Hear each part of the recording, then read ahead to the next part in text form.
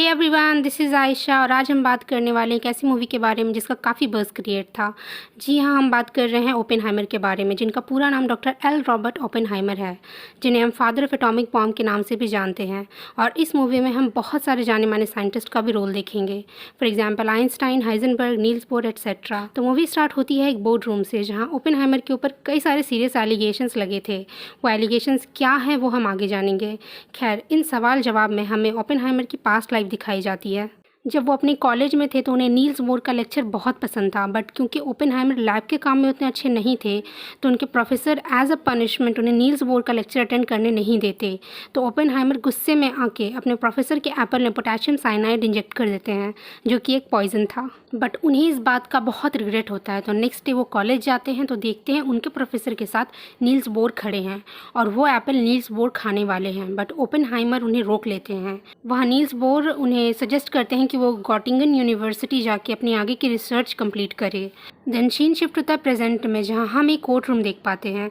आप court room और Oppenheimer के बोर्ड रूम में कंफ्यूज मत होना, ओके। बोर्ड रूम ओपेनहाइमर के साथ चल रहा है और कोर्ट रूम डॉक्टर स्ट्रॉस के साथ चल रहा है, जो कि हमारा एक और मेन कैरेक्टर है। तो कोर्ट रूम में जज डॉक्टर स्ट्रॉस से पूछते हैं कि वो ओपेनहाइमर को कब से जानते हैं। इस पर हम वो सीन देख पाते हैं जब डॉक्टर स्ट्रॉस और ओपेनहाइमर की पहली मुलाकात हुई थी।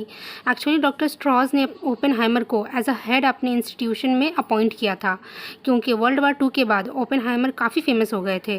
तो वहाँ बातों बातों में ओपेनहाइमर डॉक्टर स्ट्रॉस की इंसल्ट कर देते हैं, बट ओपेनहाइमर का ऐसा कोई इंटेंशन नहीं था। अब वहीं ओपेनहाइमर की मुलाकात आइंस्टाइन से होती है और उनके बीच में कुछ बातचीत होती है। उनके बीच क्या बातचीत होती है ये तो हम नहीं देख पाते, बट डॉक्टर स्ट्रॉस को लगता है कि ओपेनहाइमर ने उनके बारे में कुछ बात की है, जिसकी वजह से आइंस्टाइन उन्हें इग्नोर करके चले गए। उनके बीच क्या बात हुई थी ये हमें बिल्कुल एंड में पता चलेगा। अब सीन शिफ्ट होता है वापस से बोर्ड रूम में, जहां ओपेनहाइमर अपनी आगे की कहानी कंटिन्यू करते हैं। डॉक्टर ओपेनहाइमर हमें बताते हैं कि वो गॉटिंगन यूनिवर्सिटी में अपनी पढ़ाई कंप्लीट करने के बाद हॉलैंड गए, जहां उनकी मुलाकात इसिडोर राबी से हुई। डॉक्टर ओपेनहाइमर ने मॉलिक्यूल्स पे बहुत अच्छी लेक्चर दी थी, तो राबी भी उनसे काफ़ी इंप्रेस होते हैं और दोनों फिर हाइजेनबर्ग से भी मिले, जहां हाइजेनबर्ग ने डॉक्टर ओपेनहाइमर की काफ़ी तारीफ़ की। अब वो वापस अमेरिका लौट गए और कैलकट यूनिवर्सिटी में एज अ प्रोफेसर पढ़ाने लगे, जहां उनकी मुलाकात होती है डॉक्टर लॉरेंस से, जो साइक्लोट्रॉन बना रहे थे। खैर, डॉक्टर ओपेनहाइमर का आज फर्स्ट डे था कॉलेज में, तो सिर्फ एक ही स्टूडेंट उनका आया था, जिनका नाम था एम लॉमेंज, और वो क्वांटम थ्योरी पे पढ़ाना शुरू करते हैं और देखते ही देखते उनके स्टूडेंट बढ़ते ही चले जाते हैं। अब वो एक हाउस पार्टी में जाते हैं जहाँ डॉक्टर ओपेनहाइमर का भाई फ्रैंक आने वाला था। वहाँ डॉक्टर ओपेनहाइमर की मुलाकात एक कम्युनिस्ट लेडी जीन से होती है और मिलते ही उन्हें जीन पसंद आ जाती है और दोनों फिर इंटीमेट हो जाते हैं। अब next day doctor Oppenheimer college जाते हैं और उन्हें पता चलता है कि जर्मनी ने न्यूक्लियर फिजन की खोज कर ली है।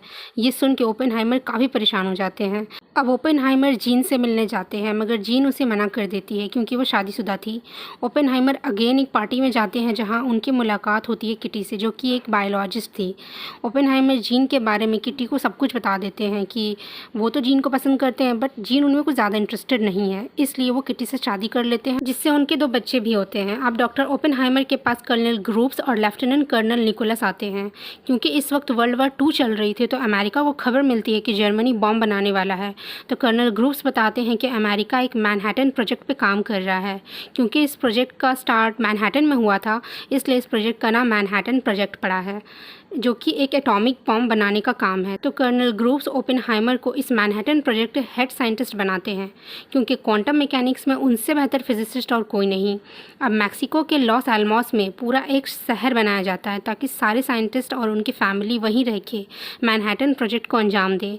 अब सारे साइंटिस्ट को मनाया भी जाता है और 15 साइंटिस्ट की एक टीम बनाई जाती है। अब ओपेनहाइमर के फ्रेंड राबी इस प्रोजेक्ट में शामिल नहीं होना चाहते थे, मगर ओपेनहाइमर ने उन्हें समझाया कि अगर वो बॉम्ब नहीं बनाएंगे तो जर्मनी बना लेगा और हिटलर कैसे इस बॉम्ब का इस्तेमाल करेगा ये सब हम बेहतर जानते हैं।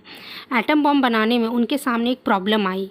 एडवर्ड टेलर, जो कि उनके 15 साइंटिस्ट में से एक साइंटिस्ट थे, उनकी कैलकुलेशंस के अकॉर्डिंग यूरेनियम में जो बम्बार्डमेंट होगा उससे एक चेन रिएक्शन प्रोड्यूस होगा, और अगर ये चेन रिएक्शन रुका ही नहीं, बम्बार्डमेंट होता ही चला गया, तब तो पूरी दुनिया का विनाश हो जाएगा।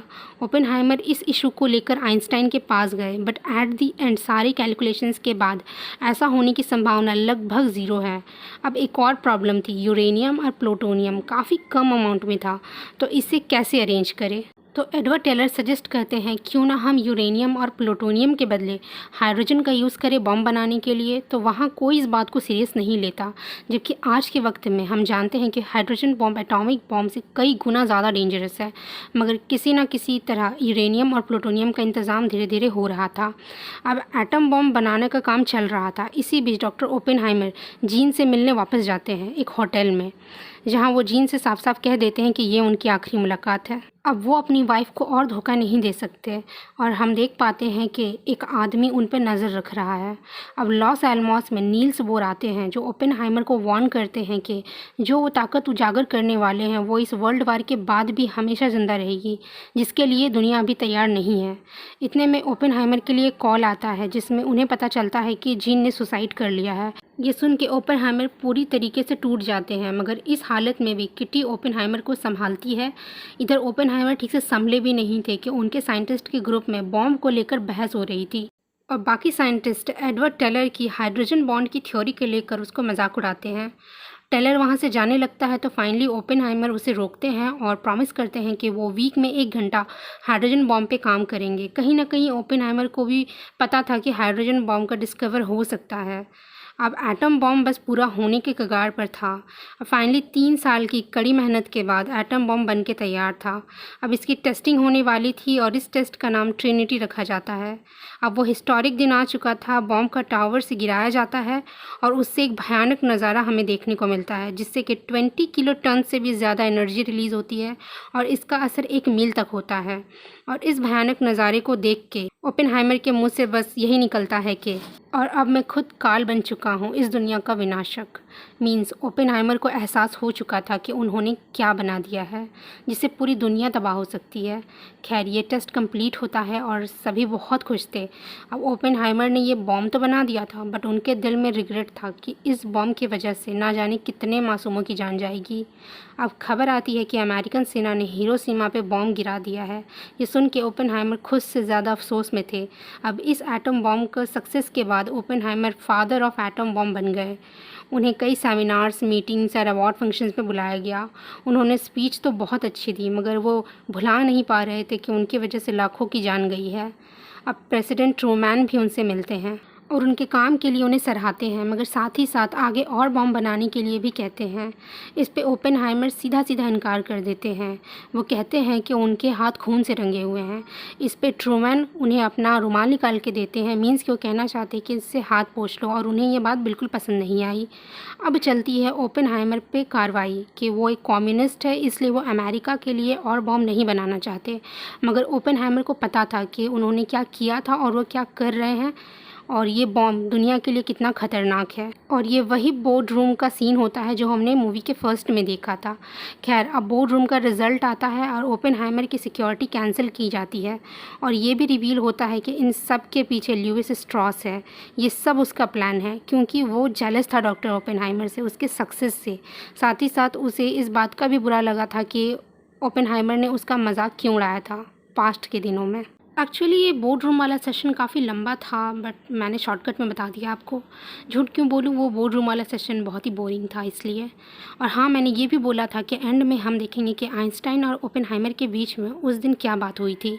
तो ओपेनहाइमर ने आइंस्टाइन से कहा था कि याद है जब मैं वो चेन रिएक्शन वाला कैलकुलेशन लेके आपके पास आया था, तो मुझे डर था कि कहीं हम एक ऐसा चेन रिएक्शन शुरू ना कर दे जो पूरी दुनिया को ख़त्म कर दे। तो ऐसा लगता है शायद हम सही थे। तो इस एंड की मीनिंगफुल डायलॉग के साथ ये मूवी यहीं पे एंड होती है। मूवी पसंद आई हो तो प्लीज़ प्लीज़ मेरे चैनल को सब्सक्राइब कीजिए। आप जैसे कि देख ही रहे हैं, मेरा चैनल बिल्कुल न्यू है, तो मुझे आपकी सपोर्ट्स की बहुत ज़्यादा ज़रूरत है। Thank you so much.